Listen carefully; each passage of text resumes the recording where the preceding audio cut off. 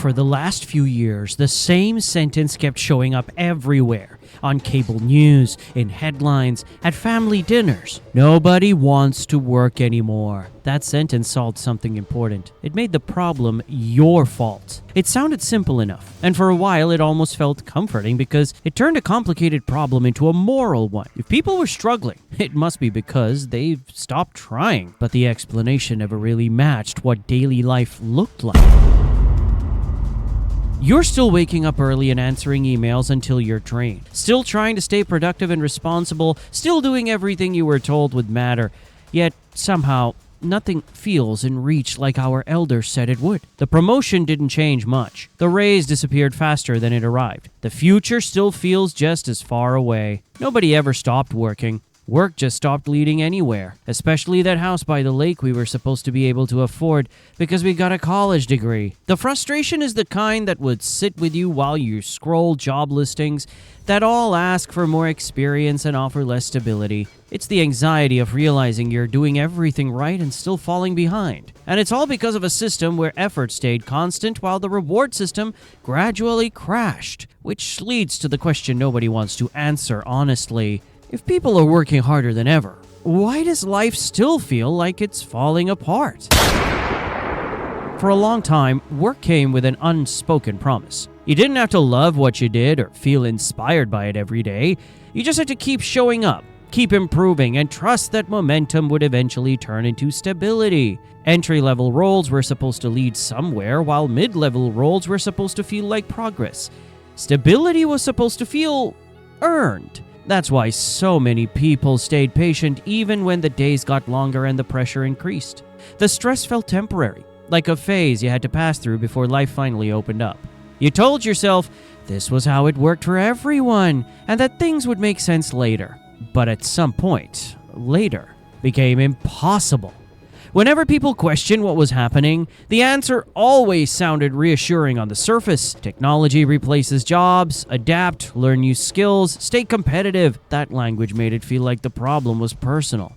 Like falling behind meant you missed a step somewhere along the way. But the reality felt different once you were inside it. Companies had spent years watching how people worked, collecting emails, reports, workflows, and decisions, feeding that information into systems designed to learn faster than any individual could. By the time the roots were ready, the experience that once made people valuable had already been absorbed. The skills didn't become unnecessary because workers failed to adapt. They became unnecessary because they had already been copied. Major U.S. banks report AI doubling productivity in back office roles, and Goldman Sachs has publicly linked AI adoption to future staff reductions. That's why the layoffs felt so disorienting. In 2023, Amazon cut 27,000 employees, the largest layoff in its history. Meta eliminated 21,000 jobs in under 2 years. Accenture cut 19,000 workers and then turned around and committed $3 billion to artificial intelligence. Amazon plans to cut another 30,000 corporate roles in 2025, nearly 10% of its corporate workforce. These weren't struggling companies cutting costs to survive. 48,000 jobs at UPS, 14,000 at Amazon, 1,800 at Target. A slew of layoffs has raised fears that AI is already whacking corporate jobs.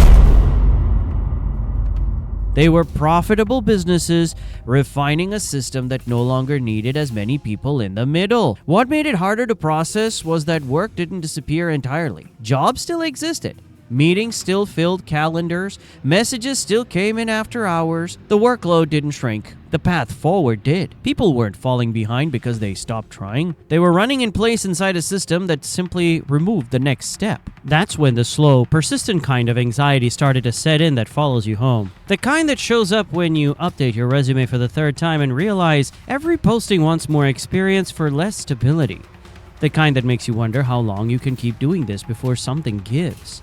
And once progression disappears, income stops behaving the way life expects it to. Because without moving forward, every raise starts to feel smaller, and every sacrifice starts to feel heavier. That's when people stopped asking how to get ahead and started wondering whether staying in place was all that was left. For a while, it was easy to assume the problem was temporary. Prices were going up, but that had happened before. Raises still came through. Promotions still looked possible on paper. It felt like something that would correct itself if you just stayed patient a little longer. You open your banking app after payday and feel that brief sense of relief, only to watch it disappear as soon as rent, groceries, insurance, and utilities clear.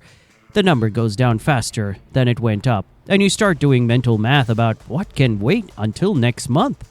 On paper, wages moved upward, but life kept pulling further ahead. From 2021 to 2025, real wages slipped by 0.7%. Even as people worked longer hours, real median weekly earnings rose just 1.7% over 4 years, barely enough to notice once everything else got more expensive. Whenever people talked about money, the same comparison came up. 6 figures used to mean you made it. The idea still floats around, but it feels disconnected from reality now. 6 figures 3 decades ago once brought security, room to breathe, and a sense that the future was covered. Today it mostly buys stress management because the margin between earning well and falling behind has gotten uncomfortably thin. Groceries have climbed by 25 to 40%.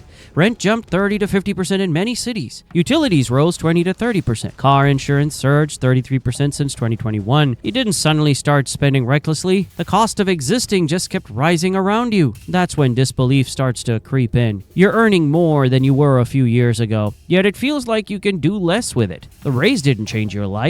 It just slowed the slide for a moment. Every month turns into an exercise in maintenance instead of progress. When income stops translating into stability, the promise of work begins to feel hollow. People are pulling back because staying afloat now requires constant effort with no sense of momentum. The math feels broken, month after month, until you stop trusting it. And when paychecks stop building a future, people naturally start looking at what they were working toward in the first place. That's how money problems stopped being about spending habits and started pointing directly at the one goal work was always supposed to make possible: owning something that lasts.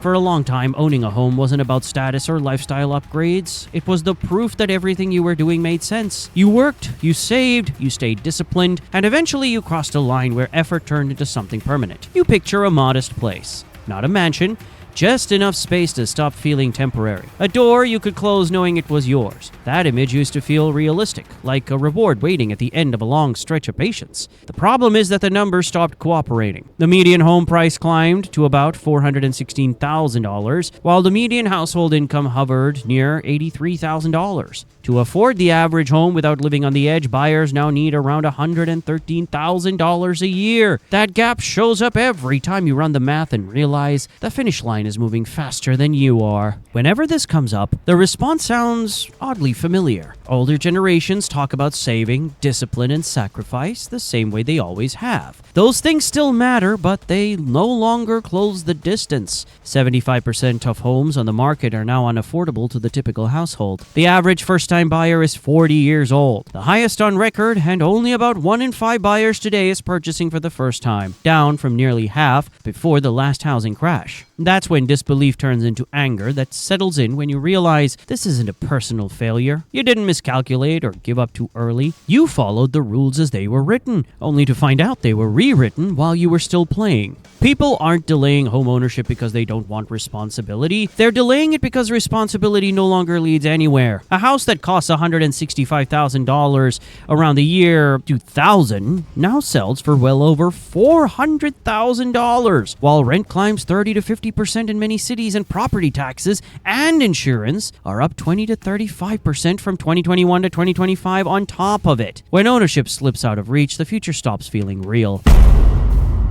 Long-term planning starts to feel pointless. You stop thinking in decades and start thinking in months. The idea of building something lasting gives way to simple survival because there's no clear moment where effort finally locks something in place. And once people stop believing they can secure a future, the relationship between workers and companies changes in a way that's hard to reverse. That's the moment the system notices that loyalty has weakened, not because people stopped caring, but because caring stopped paying off. By the time housing slipped out of reach, something else had already changed in the background. Companies were confused about what was happening. They weren't panicking, they were adjusting. When workers started feeling stretched and uncertain, businesses didn't slow down or pull back. They optimized. From the outside, it sounded reasonable. Businesses have to stay competitive, markets are tough, costs are rising, Everyone has to tighten their belt. Inside the system, it played out differently. AI absorbed as much labor as it could. Immigrant workers filled roles that no longer paid enough to survive on. And prices kept climbing because there was nothing forcing them to stop. The work still got done,